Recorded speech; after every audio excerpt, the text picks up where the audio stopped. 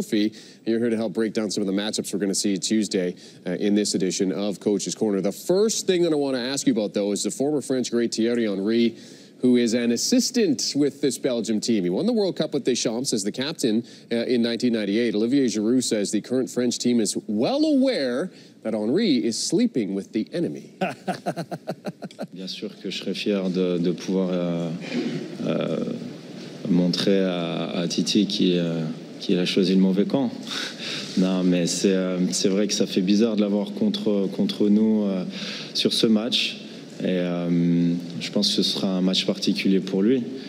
Et pour ma part, à partir du moment où on gagne, ça me va. Henry scored 3 goals in that tournament as Deschamps was the captain of that France team. How does a player who was such a stellar star like Henry divide his loyalties like this, Gary? You focus on the job you have to do. I mean, he signed on to make Belgium successful.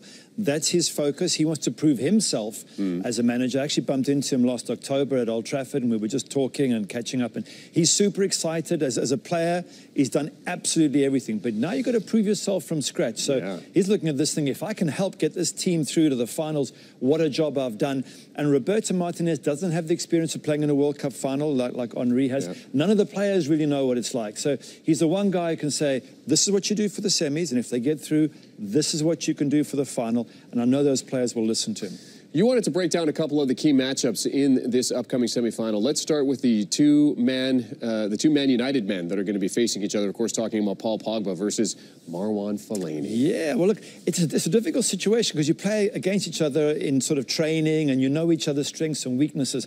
I'm guessing that Fellaini's job will be to stop Pogba running at his Belgium defence, because that's where Pogba's good. He runs at pace, and at full strength, he can still pass the ball. So if you have a look at the stats there, you'll see they both played 4 times. Fellaini has that goal. He gets in the box, and he's very, very good with the head. But it's Pogba who creates a lot more chances, 5 versus 2. He's a creative player going forward. If you look at the total number of passes, again, Pogba, a lot more creative, whereas Fellaini is breaking up the play, and again, accurate passes, very much in Pogba's realm. So Pogba's a big unit. And so is Fellaini. That's Fellaini's job is going to be to stand up strong and just stop Paul Pogba going past wherever he can, stop him having any sort of effect. So many options for Roberto Martinez in the midfield with this Belgium team. I mean, they're stacked even from front to back. This is one of those instances, too, where we're seeing 2 players that play with one another. As you mentioned, we had Ronaldo and Rooney back in, what was that, 2006? 2006. They played each other in the World Cup. Remember, Ronaldo got Rooney sent off. There was the big row at Manchester. And in this tournament, Godin versus Griezmann, the 2 Atletico Madrid teammates. France's cover in front of their backline features N'Golo Kanté, and he's got the task of Eden Hazard. Yeah, his fellow teammate at Chelsea. So once again, they know each other well. There's something about this N'Golo Kanté, and the number of people have said as much. He's so good in midfield at breaking things down. So again, if you look at the stats, Eden Hazard's got 2 goals. He's got 2 assists. He's got 11 chances created. He's the creator. N'Golo Kanté is the destroyer. But as you go down, look at the passes. N'Golo Kanté, 303 passes versus Eden Hazard's 160. So what N'Golo Kanté does is he breaks it up. He wins the ball in midfield, and then he becomes the playmaker.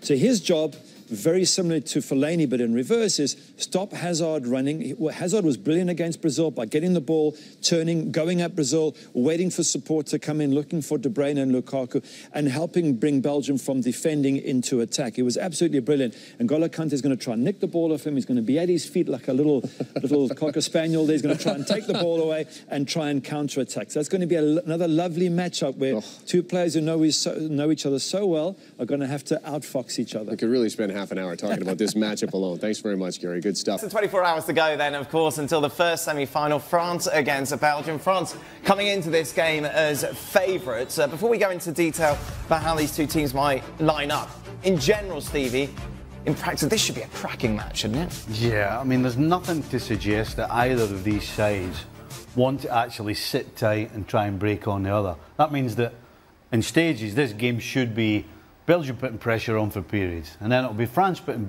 pressure on for periods. So this could be a real back and forth, a good ebb and flow, and ultimately we want chances and goals. Yeah. I don't see why we don't get both. It should be a neutral's dream, shouldn't it? It should be, and then when there's match winners on the field, we talk about the tactics as much as you like, there's match winners on the field, Hazard, De Bruyne, Lukaku, who can be a match winner on his day, and Mbappe. I mean, Belgium have got the more match winners. I think probably France may be the better organised team. It's going to be fun. It should be a lot of fun, and I think we're still... I think both teams have been able to score spectacular goals. They've been able to also just create goals from nothing, and also good team play where then they put it in. So it'll be interesting to see which team kind of defends better. Yep. But you do expect an open play.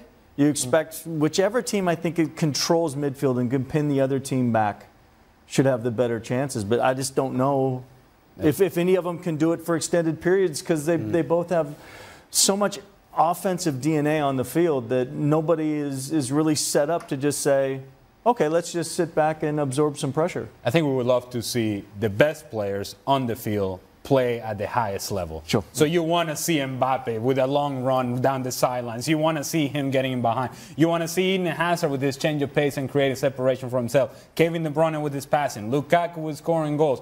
You want to see the absolute best at this highest level in this sort of stage. If we see that, then we're going to see a heck of a game. Let's talk tactics then, Robbo. Starting with Roberto Martinez, who got it spot on, didn't he, in that victory against Brazil. Is he going to stick to the same formula, or what sort of change? Well, he's got a massive problem because Meunier, the right wing back, is suspended. So I think he's going to go with the system of a back three because he's got nobody to play at right back. Chadley will have to go across from one side of the field to the other to play as the right wing back. Carrasco will probably come back into the side. Hazard on the left hand side. Lukaku will play back through the middle again, and De Bruyne just that little bit deeper than we've got him on the screen there. Fellaini and Witsel will be in that central midfield as they were against Brazil. But that's the formation I think he has to play because of the loss of Meunier through suspension. Where's the weak link? I find that this is a team that, has a lot of good things going forward, right? And we all appreciate that. But you see Chadley and Carrasco on the outside. If I'm France, I'm thinking, hold on a second. If I can get my outside guys to then attack them, I want to force Chadley back. I want to force Carrasco back. Carrasco doesn't want to defend. That's an area that Japan was able to exploit. To me, that's where France is able to take advantage. And then you also take advantage of the fact that with N'Golo Kante in the middle, you can withstand counter-attacking opportunities because he is the sort of guy that can cut that out. You cut that out from Belgium, you're taking a lot of their offense away. Yeah, I think the worry is the pace that France possess. If Griezmann finally wakes up in this tournament, we know what Mbappe has done. If they can exploit the back three and get in behind in those channels, in the corners, and obviously, Japan was successful doing exactly that, and I think that's some trouble. Let's talk pie. Shall we, Stevie? Humble pie. Humble pie. Has Lukaku made you eat some? Lukaku? No. Listen, if Lukaku scores in this game and scores in the final, then I will absolutely change my... Oh, he's got to score in this game and the final? Well, listen, we know Lukaku can score against the run-of-the-mill teams. He's done it in the Premier League. He's been doing it at this tournament. What we need Lukaku to do is put it in the back of the net when it really counts. Just because he hasn't done that. But just because he didn't score against Brazil doesn't mean he wasn't brilliant. Oh, do you think he was brilliant? I thought he was superb, huh? He did well on the goal. But there was other things during the game. And he had to change his position as well. He played on the right-hand side. Obviously, I don't care. That doesn't stop me controlling the ball. Regardless of which side of the field you're on, you've still got to control it. So he didn't play well then in that game? Well, he was giving free kicks away. The ball was bouncing off. So he didn't play well in that game? Giving a handball. He ran out of the field at one stage. He didn't play well against Brazil. He knocked it 15 yards out of the field. He didn't play well against Brazil. I'm just telling you things that happened in the game. He did some good things and he did some awful things. But that's Lukaku. He does good things and awful things. Let's bring Gab Marcotti into the conversation. Gab will be the first to tell you that he was one of the only journalists who wrote about the golden generation of Belgian players before anybody else. Gab, this is it for your boys, isn't it? Yeah, it kind of is, and I got to tell you, if he does go three at the back, this business with the two wing backs, Ferreira Carrasco and over on the other flank, Nasser Chadli, not ideal. Especially, I think, particularly Mbappe, the idea of him, getting in between, I suppose, Vertonghen and Carrasco could be problematic. So I don't feel great about Belgium's chances. On the other hand, having watched France in their last game, effectively just going and doing the league, doing it a Uruguay basically, scoring a goal, sitting on it, waiting for a mistake, not creating anything. I don't know.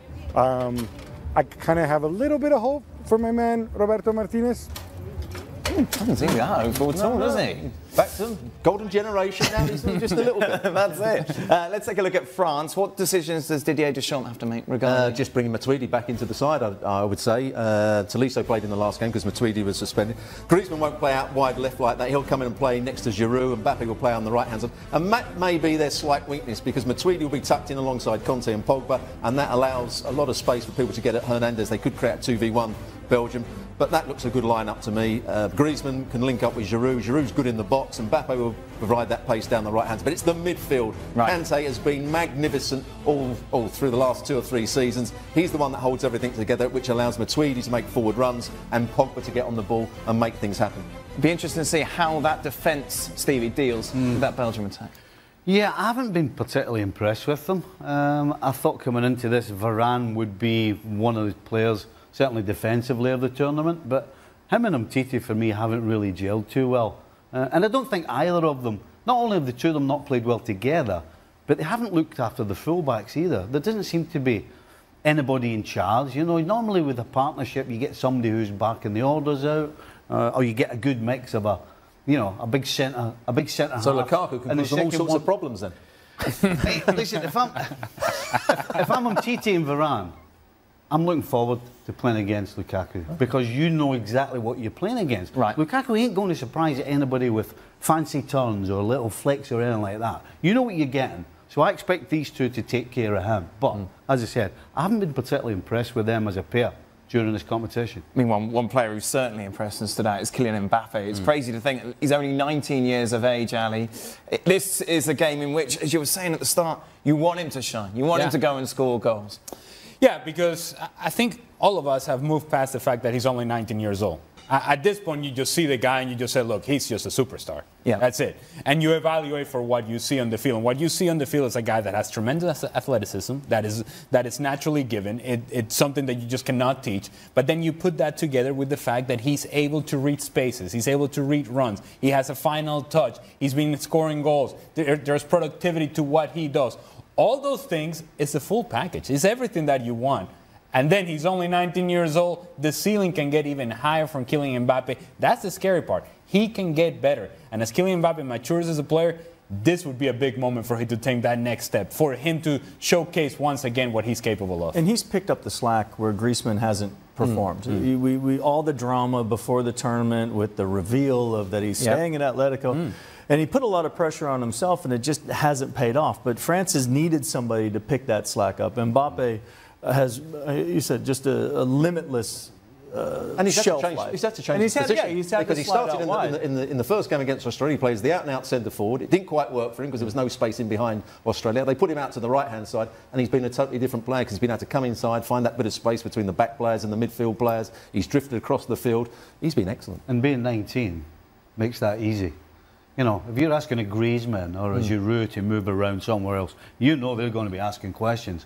Because this kid's 19 and he just wants to go out and play football, it's like, I'll play wherever you want me to, stick me wherever you like. I'm going to do the same thing. I'm going to get it, and I'm going to get after it. What do you do tactically to try and stop him?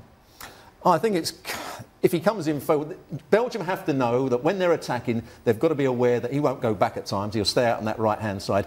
Make sure that somebody's in contact with him. I don't think they'll bring their wing-back Carrasco back to mark him. They're going to say to Vertonghen, as he did in the previous game against Brazil, he'll go out and try and challenge the wide player. He's got to have a very good game for Vertonghen. And one of the midfield players has got to also go. Witzel's got to go out and just make sure as he starts to come in field, he's blocking that off. So they've just got to be aware, particularly when they're in possession, Belgium, when they lose possession, somebody gets to him quickly. You can't just leave Vertonghen out there 1v1 against Mbappe, because when Douglas Costa actually came on the field and decided, I'm going to take Vertonghen on the outside, he did it time and time again, and Courtois had to come up with save. You leave Vertonghen out there with time and space when Mbappe facing him up 1v1, good luck. But he's got to try and force him in field, and that's where Witzel's got to come and try and double up on him. That's the way they've got to try and play. Should we get some predictions? Sure. Let's start off with Gab, shall we? Small, you said, Gab, was Belgium's chances. What are you going for then? I'm going to go Belgium based on what Mbappe and Griezmann produced in the last game, which is very little. I think you said Belgium. Yeah, he said very little chance, but now they're going to win by very little. It's all very little. Stevie, Lukaku hat-trick, obviously, that's a given. If Belgium play with a back four, I'm going Belgium. If they go with a back three, then this is France all day long. What do you think he'll do? I hope he goes with a back four. I mean... But who's he going to play at right back? Absolutely. Got right back. Hold on, it doesn't matter. You can come up with something. You can block it off even. Just block it off. But if you're going to decide to go back to a back three, what do you mean block it off? To say don't come this way? No, who are you going to put there? Who's the right back? We've got one in the squad. Get one of you. Get somebody to stand there and either go 1v1. So you play an Alderweireld at right back and you bring somebody else in the centre half. You don't go with three. They were absolutely atrocious against Japan with a back three. They've played the team was wide open. They've lost one game. But they were atrocious. Why did he change it for Brazil then? Because of the wide players. Because of the wide players. And France only play with one wide player. Matuidi doesn't play wide for them. Honestly, I'll tell you what, if he goes with three, I'm telling you, France will have a field day. You disagree, Robert? Yeah, I think he's got to... I've looked at all the formations. The only way he can do it is by playing Vertonghen as a left back. He plays Alderweireld as a right back and he brings in another centre half.